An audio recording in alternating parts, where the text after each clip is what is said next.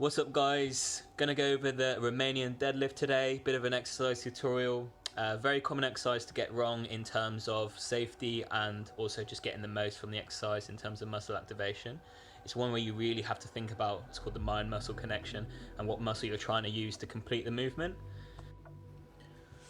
So the most common mistake would be people using primarily their back to complete the concentric part of the movement as opposed to your hamstrings and glutes. So I'm going to go over a little drill here now, just body weight, and you can see I'm actually rounding the back.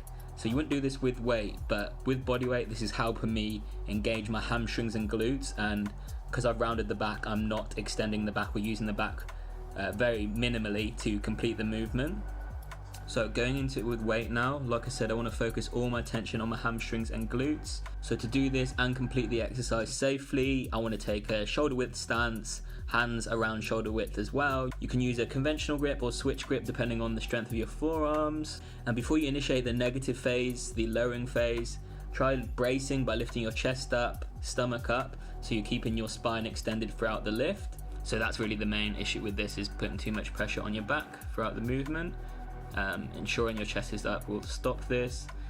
So first part of the movement, you want to hinge at the hips, so push the hips straight back and then keep the bar very close to your legs as you're lowering down. You don't want the bar to come past your toes on the way down, you want it in a straight line, in line with your legs. So soft knees, a little bit of bend in the knees, not completely locked out, and the motion should end just below knee level or mid shin unless you have really good mobility.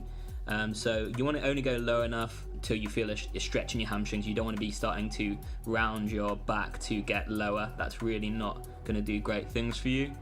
And you really don't need to go low enough so the plates touch the floor. Unless you have great mobility, this is generally going to be rounding your back to make that happen. So once completed the lowering phase, I like to have a little pause at the bottom, a tiny little bounce, partial rep at the bottom just to really stretch the hamstrings, and then trying to concentrate on tensing my legs to come up as opposed to using my back.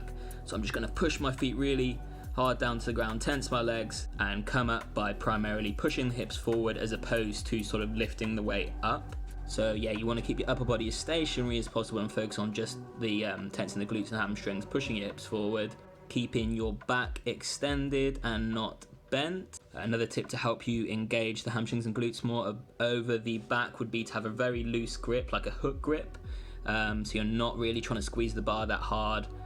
Yeah, we want to keep the upper body out of it as much as possible. So a few things to avoid for this: try not to bring your chest and bar in front of your toes. Try to keep your head in line with your body so you're not looking forward too much, putting too much pressure on the neck and spine. Like I said, absolutely do not lower the plates to the floor, as you'll be rounding your lumbar. Trying to increase the range of motion by standing on a box or elevated surface is really not necessary for most people. It's only going to likely increase the risk of injury to your hamstrings, unless you're incredibly flexible, and avoid having the knees travel forward when you're lowering the barbell down. Some people benefit from having their toes slightly elevated on some small weight plates, but this again shouldn't really be necessary if you're doing it correctly. And studies show this is one of the best activators for hamstrings, so definitely include this in your routine over a seated leg curl, which is not really that efficient.